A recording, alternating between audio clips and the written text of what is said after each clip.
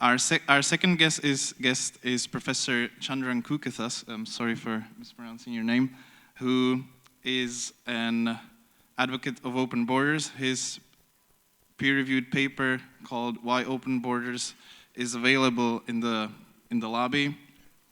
He is a Malaysian-born Australian political theorist who specializes in multiculturalism and liberalism.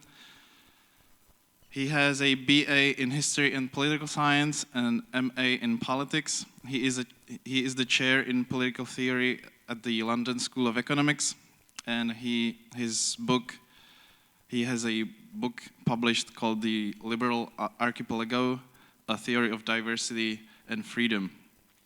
Now, as a side note, I have to say that getting Mr. Kukathas here, against my better judgment, I used the European Parliament travel agency to order the flight tickets, and it was an ordeal that took me 2 weeks to process, because to go through the bureaucracy even for buying flight tickets was something that I didn't expect, and it was the first time in my time in the European Parliament that I actually had nightmares about the European Parliament, because I thought we would never process it in time, but then finally on Monday we managed to buy the flight tickets. Without further ado, I will now give the floor to Mr. Kukathas.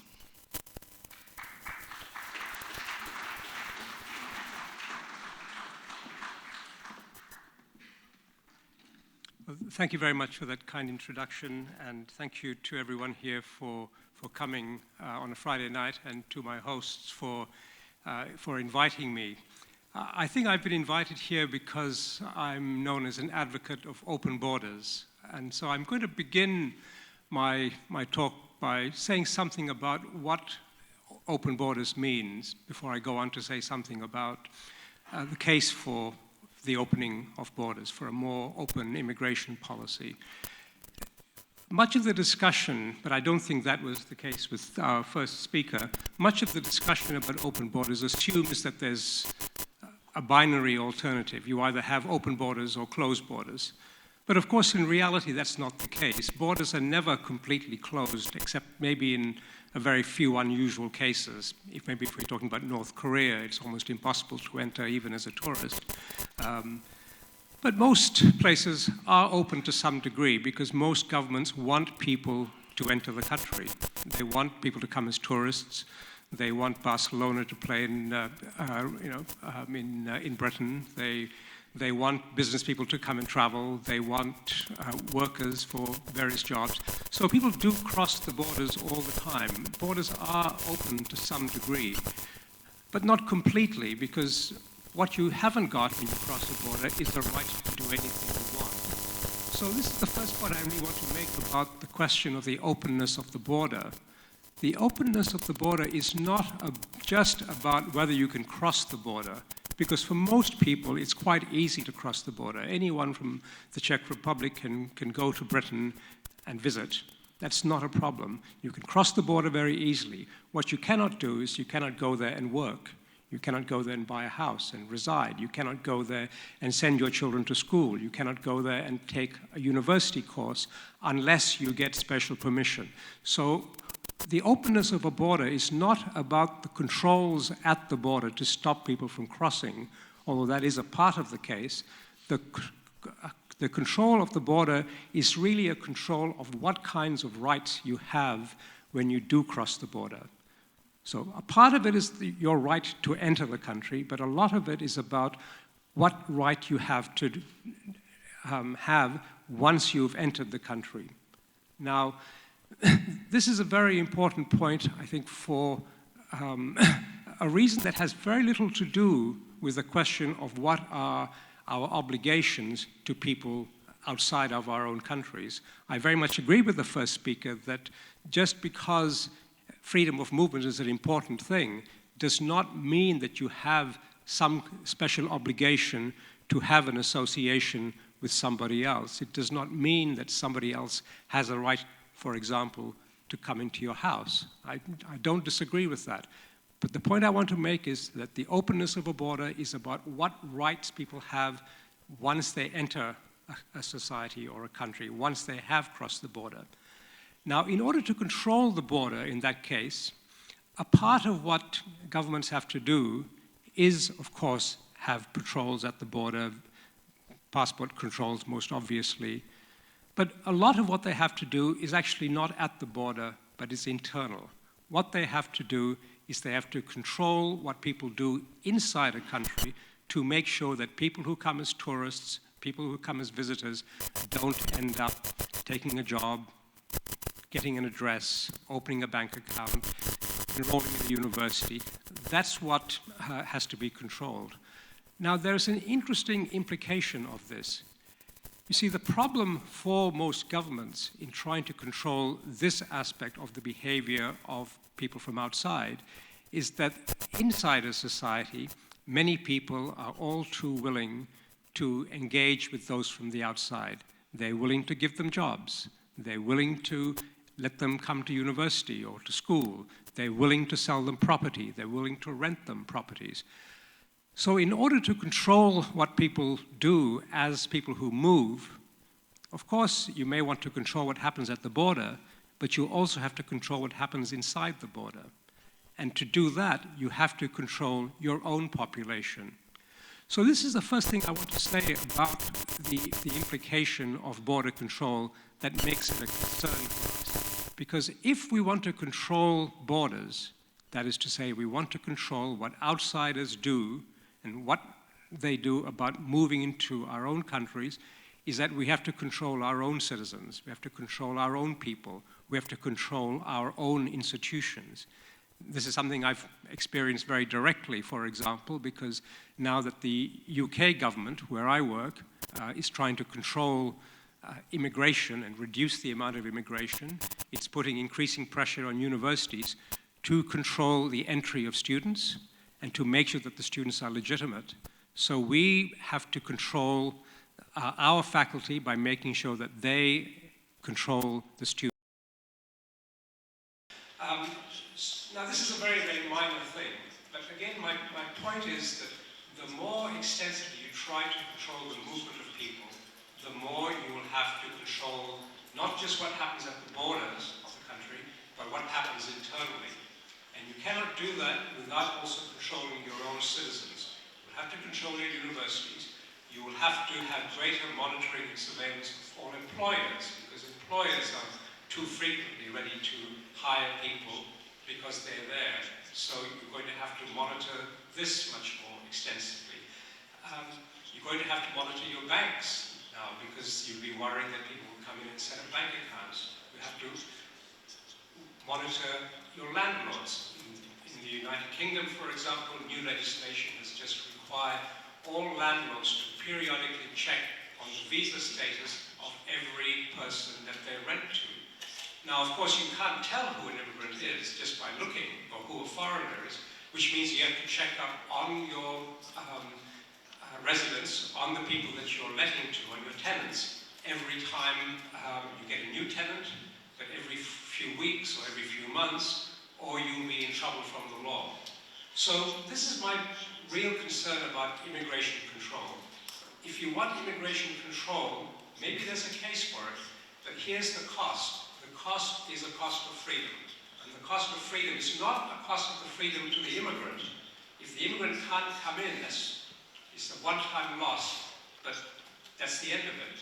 But there's a continual loss of freedom for citizens, because they now have to be monitored to make sure that they comply with the law, which is designed to keep immigrants out, or to reduce the number of immigrants, or to reduce the number of things that immigrants can do. And the more pressure governments feel to do this, the other thing that they will do, typically, is they will try to get around the law in order to do so, because they'll be concerned that if they don't do this, they won't be able to keep the immigrant numbers down. To give you an example, in the United States, between the 1940s, just after the war, and 2005, 1 million American citizens were deported. They were deported because when people were monitored, these people were assumed to be illegal immigrants. They weren't illegal immigrants. Many of them were born in the United States. But because government was concerned about immigration at that time, it became very anxious to make sure that it looked like they were doing something about immigration. And the result was a serious loss of freedom for American citizens. Now, this is the concern I'm trying to highlight. It's not speaking to an issue which most people have tended to speak to when they want to defend open borders, because they wanted to focus on the rights of immigrants, the rights of people to move. I think that's an important right, but that's not my concern here. My concern is what is the impact of control on the people living within the country already. Now, all that said, we could still say, well, okay, I understand this point, but maybe it's worth it. Okay, why would it be worth it? I think there are three kinds of reasons you might think it's worth it.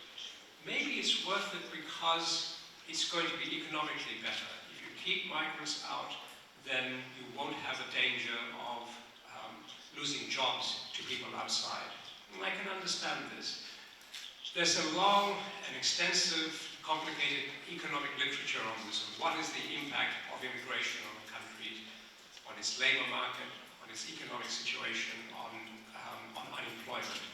And most of this literature says either immigration is slightly bad, maybe by 1%, or immigration is slightly good, maybe by 1%.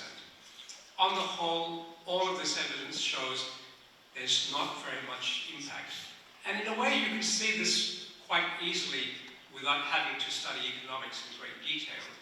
If an increase in people was going to cause unemployment, we would have stopped having babies because we're constantly increasing the size of the population. But in fact, the source of employment is the fact that there are people. The more people there are, the more hands there are to work, the more mouths there are to feed. So there is a kind of built-in stability. The economic advantages of immigration are complicated. Some people do not benefit as a result of immigration. Some people do. The question then becomes, how do we address the problems that arise out of immigration when there's a distributional question? We can't simply turn around and say, well, we have to look at those who are disadvantaged by immigration, because we also have to be, out of fairness, willing to say, what do we do for those who are disadvantaged by the lack of immigration? Because they also suffer. So I think the economic argument for controlling immigration or having all its consequences is a limited argument. Well, what about a different argument? The argument that comes from culture, which was mentioned by the first speaker. I think this is an interesting argument, and it's going to depend a little bit on the kind of country that you have already. Now, if you want to say that you must restrict and control immigration in order to protect the local culture and traditions and so on, I think there's some case for that. If you have a very, very similar, closely knit, homogeneous sort of culture, then you might be worried that this will be threatened by outside influences. But if you have a culture that's cosmopolitan, that is pluralistic, that has many different traditions within it, it's going to be much harder to do so, because then what you have to do is say something about what the culture is. Now, that will be fine if everybody agrees, but if not everybody agrees and there's cultural difference within the society, I think this will be problematic, because in order to do this, you will have to do something about making a statement, making a claim about which is the right culture. And this, I'm afraid to say, can be a very divisive thing to do. Very often, people can get along in spite of their cultural differences because culture is not a subject of contestation. Because cultural differences are often very subtle. They're not straightforward, and they vary, they change over time. In some ways, it's better not to make this an issue. If you make it an issue, it may turn into a danger. Okay, maybe there's a third argument we could have for immigration control and all the loss of freedom that this might bring. And this is the argument that says, well, it's a matter of our self-determination. This is our country, the people have to decide for themselves. To use the analogy that was made before, it's like inviting someone into your home. You are the one who decides who comes into your home. Well, there's a small problem here, or maybe even a big problem. And the problem is that the analogy with the home is imperfect. In fact, it's more than imperfect, it's a bit misleading. See, supposing you live in an apartment by yourself and you say, I have the right to invite in whoever I wish and to exclude whoever I wish. That seems to me perfectly reasonable. I think very few people will say you must be forced to have a guest in your own home and it's just you. But supposing you're living there with your wife or your husband, okay, and you say, well, we both have to agree. Well, that's fine, although, you know, if the husband says to the wife, no, you can't have so-and-so, I don't like your friends, it won't make for a very happy household, but okay, maybe the two of you can organize it together yourselves. But supposing you aren't living in a house with a family, but you're living in a shared house. Let's say a group of students are living in a house. Does every student have a veto on any other student coming in or any other visitor coming to the house? You could have that rule. You could have a rule that says the majority decides who comes into the house. But that means that those who can't invite visitors to their home are going to feel unhappy about this. Now, you know, if a student house is unhappy, it's not the worst thing in the world. But supposing we say, now, we're not looking at a house or a flat, but we're looking at an apartment complex. Okay? Now, an apartment complex is made up of maybe hundreds of apartments with different people, all wanting to invite guests into their home. Now, what does it mean then to say, well, you know, the people decide who comes in? Does every apartment have to get the permission of the whole of the collective to have a visitor, to invite a guest? Now, you could have an apartment complex with that rule, but I think it would be a very unhappy place, because all of those who want to have visitors and are denied that opportunity are going to be disaffected.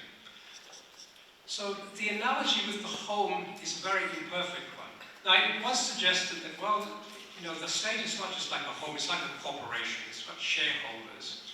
Well, I don't think it's quite like a shareholder society, but let's assume that it is. Even if it is a house made up of shareholders, you know, shareholders can buy and sell their shares. They can change the corporation's structure. They can move. They can do all kinds of things. What I'm suggesting here is not that we should change the fact that we are shareholders in our own society, but we should ask the question, okay, if we are all shareholders and we want all the shareholders to be happy, we don't want people selling off their shares and going away because they don't like the arrangement, maybe we can find a different balance in this life so that in the society of shareholders who all have different interests, different wishes, different preferences, some wanting visitors, some wanting to live on their own, we can find a way of allowing all of them to have some sort of recognition. So let me finish up by saying just what I wanted to focus on at the beginning. My emphasis is on the thought that immigration control is an important concern because, in the end, the most important concern for us is our freedom. This is certainly very much in the European tradition, as the tradition in Australia, of which I'm a citizen. It's the concern that most engages me. And what worries me about immigration control is not so much the impact of that is on immigrants, although I think that is an important concern, especially when we have a crisis of the sort that we have. And I really have very little regard, I'm afraid, for my own country's policies on this in Australia. I think they're completely misguided and based on misunderstandings. But our real concern is freedom has got to be about what is going to be the impact of having a society with more and more control over us. And if that's something you should be worried about, then I think we need to think very, very hard about how much immigration control we really want, even if we think there are some good reasons for having some control. Thank you.